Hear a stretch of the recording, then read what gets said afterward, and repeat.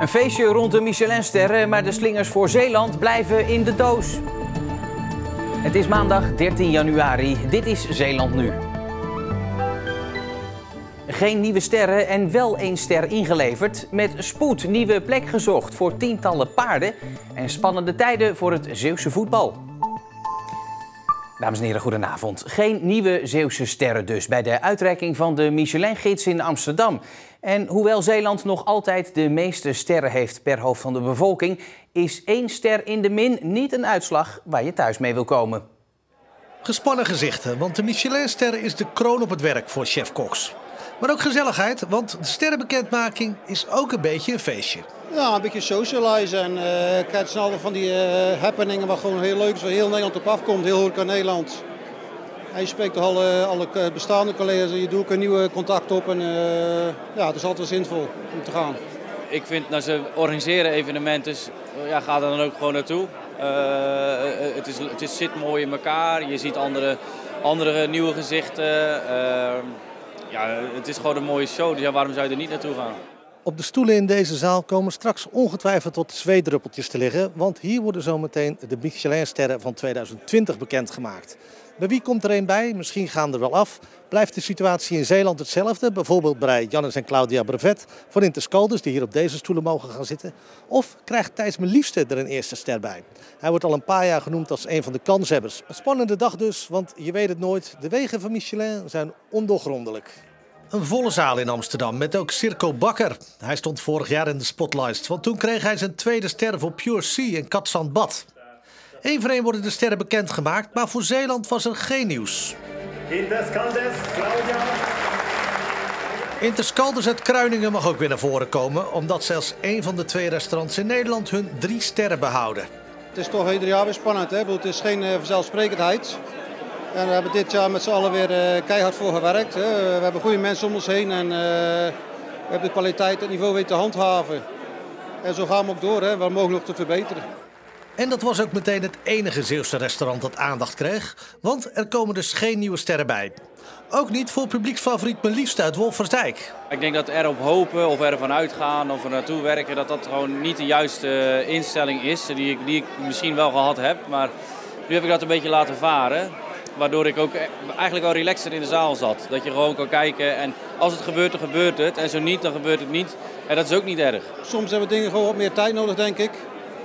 En ja, blijf jezelf en blijf jezelf geloven en dan komt hij vanzelf wel. Hij is een geweldig kok en ja, ik vind zeker dat hij in het rijtje thuis hoort. Maar ja, het is denk ik niet de vraag of, maar gewoon wanneer. La Trinité in Sluis kreeg dit jaar geen Michelinster meer, omdat ze als laagdrempelige brasserie verder gaan.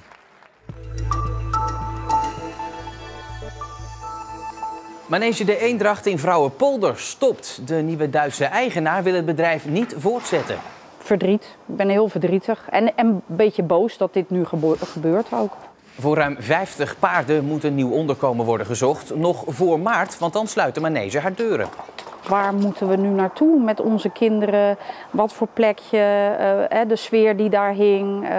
Je vindt niet in Zeeland zomaar even een andere manege. Netjes bij de A zo meteen weer de hoefslag volgen. Martijn Berrevoets is instructeur bij de Eendracht en hij heeft er ook nog 4 paarden staan. Maar ondanks een aantal pogingen kunnen zijn paarden nog nergens naartoe. Maar hij vindt het minstens zo erg voor de kinderen die straks niet meer op de manege kunnen rijden. We hebben helaas ook niet de kans gekregen om het te redden. En anders hadden we misschien met crowdfunding of iets kunnen doen. Het had eigenlijk gewoon erbij moeten blijven. Het is gewoon voor de sport zo belangrijk, die accommodatie. Iedereen die in de paardensport verder wil, kan wat bij Manege de Eendracht. En dat maakt die plek zo mooi en zo bijzonder. De dader of daders van een schietpartij op een auto in Terneuzen gisteravond zijn nog niet gepakt. De politie heeft tot 5 uur vanochtend onderzoek gedaan in de Nicolaas Beetsstraat. In de auto zaten 2 mensen die zijn doorgereden naar Hoofdplaat. De passagier is bij de schietpartij gewond geraakt. Het is niet duidelijk hoe het met het slachtoffer gaat. Bij de dodenherdenking op 4 mei in Middelburg legt ook Duitsland voor het eerst een krans. Volgens burgemeester Bergman is de tijd er na 75 jaar rijp voor. Hij weet dat hij weerstand oproept met deze keus en zegt ook de aanstichters van de oorlog zeker niet te willen herdenken, maar wel de slachtoffers. En die vielen ook aan Duitse kant. De laatste maanden is er sprake van een lichte stijging van het aantal faillissementen in Zeeland. Vooral in het derde kwartaal van 2019 gingen meer bedrijven failliet. 14 om precies te zijn. En dat zijn er 8 meer dan in dezelfde periode een jaar eerder. Blijkt uit cijfers die het CBS vandaag heeft bekendgemaakt. Het aantal faillissementen onder mensen die een eenmanszaak runnen blijft wel afnemen. Als je sommige mensen ziet, dan denk je niet van... die zijn ziek in hun hoofd. Nee, sommigen wel. Sommigen hebben wat strakker gezicht. Ja. De laatste voorbereidingen voor een bijzondere foto-expositie in Vlissingen. Marianne Penarts fotografeerde afgelopen jaar begin dementerende tijdens hun dagbesteding. Ik wou eigenlijk foto's maken van de mens zelf, achter de dementie. Dat het begin van de dementie, dat je nog een heleboel leuke dingen kan doen. Het idee ontstond nadat haar eigen vader met dementie in zorgcentrum Ter Rede terechtkwam. En de foto's hangen vanaf deze week in de gangen van dat gebouw.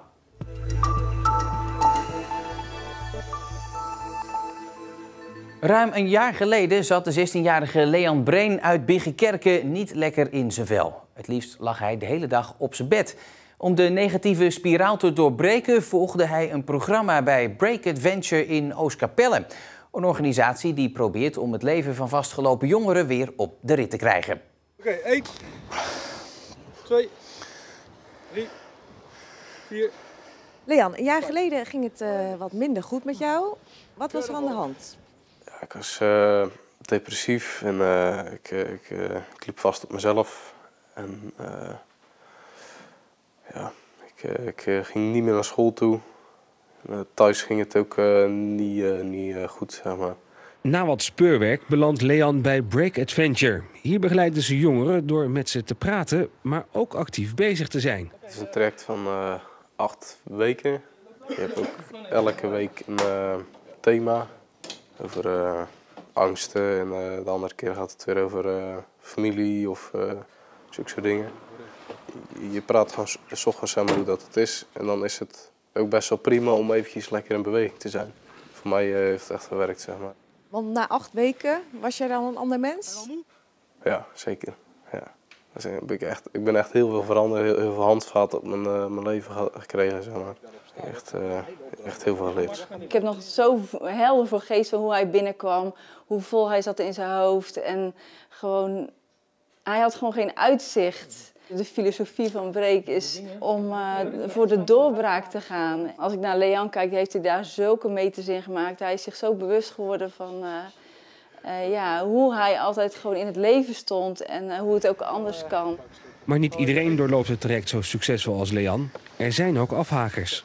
Het is ook wel jammer om te zien dat soms jongeren het ook niet volhouden en dan moet je afscheid nemen. Maar als we kijken naar de jongeren die het hebben afgemaakt, dat het echt goed met hun gaat. En daar doe je het gewoon voor. Het gaat gewoon heel goed met me. Ik ga elke dag naar school. Ik heb gewoon zin in mijn leven elke dag.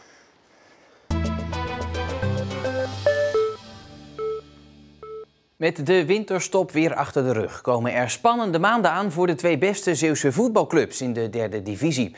Hoek wil ondanks een achterstand van 17 punten op de koploper nog altijd promoveren. En Goes is in een hevige strijd tegen degradatie verwikkeld.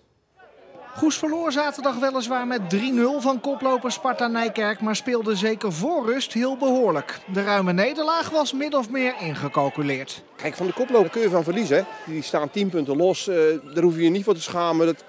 Dat kan gebeuren. Wat wel zorgen baart is de positie van Eikenhout, want sinds zijn komst draait de club goed. Maar omdat hij niet over het vereiste diploma beschikt, is het nog altijd onzeker hoe lang hij nog trainer mag blijven van Goes. Er is eigenlijk geen zinnig woord over te zeggen. Ik weet het niet. Ik bereid me gewoon voor alsof ik het hele seizoen hier sta. Dat is het beste wat ik kan doen, denk ik, voor de jongens ook. En is het dan uiteindelijk dadelijk anders, dan is het anders. Ja, goed, we doen het nu met Daan en we gaan ervan uit dat we het de rest van het seizoen ook met Daan doen. Alleen ja, ik hoop dat de KNVB daar meedenkend in is.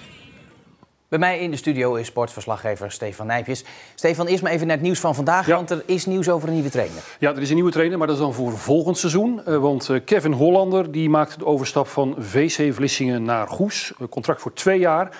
En belangrijk is, hij heeft het vereiste diploma, maar daarmee zijn de problemen van nu natuurlijk nog niet verdwenen. Nee, want Eikenhout zit er nu nog. De spelers willen met hem door, heel graag. Maar ja, mag dat ook? Het woord is denk ik aan de KNVB. De trainersvakbond zal zeggen niet doen, want wij willen geen trainers op de bank zonder het juiste diploma. Maar de trainersvakbond is alleen adviserend in deze kwestie. Dus het woord is echt aan de KNVB. En als die zeggen van ja, Eickhout is allemaal wel leuk en aardig, maar je moet toch weg daar. Dan zal Goes op zoek moeten naar een nieuwe trainer. De club is overigens nog wel in gesprek met 2 kandidaten. Oké, maar dat is wel iets wat op korte termijn moet worden opgelost. Zeker, ja. Ze hebben wel gewoon een trainer bij Hoek, gelukkig. Ja. Hoe gaat het met die club eigenlijk? Die blijven onverminderd ambitieus.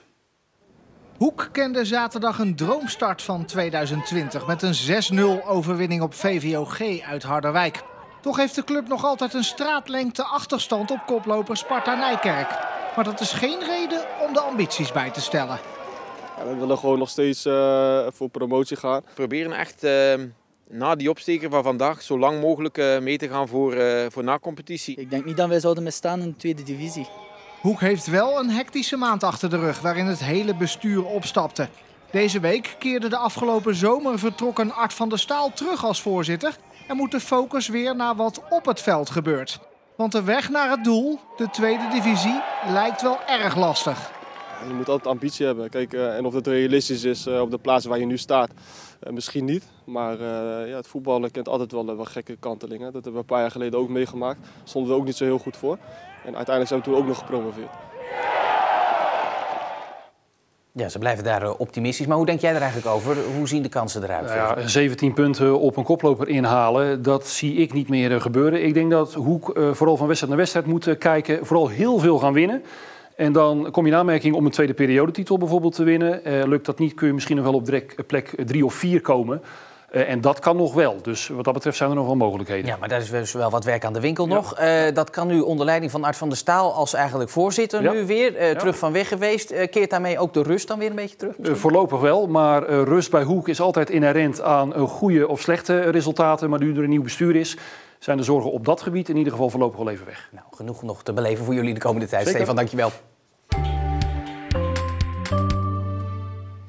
Het was wisselend bewolkt met een enkele bui en wat lichte regen. Vandaag het kwik schommelde zo rond de 8 à 9 graden. Er stond wel een krachtige zuidenwind, 6 Beaufort. Morgen dan houden we eigenlijk periode met regen en veel wind. In de middag en avond gaat het dan hard, mogelijk stormachtig waaien uit het zuidwesten. Wees gewaarschuwd. Straks dan kunt u kijken naar het evenement van de week. Dit keer over Duchenne Heroes, waarbij afgelopen weekend geld werd opgehaald voor de spierziekte Duchenne. Ik ben voor mijn leeftijd eigenlijk best nog wel in goede conditie. Alhoewel is het tegenwoordig wel zo dat de gemiddelde leeftijd wel een stuk hoger wordt. Tegenwoordig worden meer dan de helft van de mensen die Duchenne hebben ouder dan 30. Ik hoop in ieder geval dat dit geld eraan bij kan dragen dat er weer een stapje dichter toegewerkt kan worden naar een medicijn.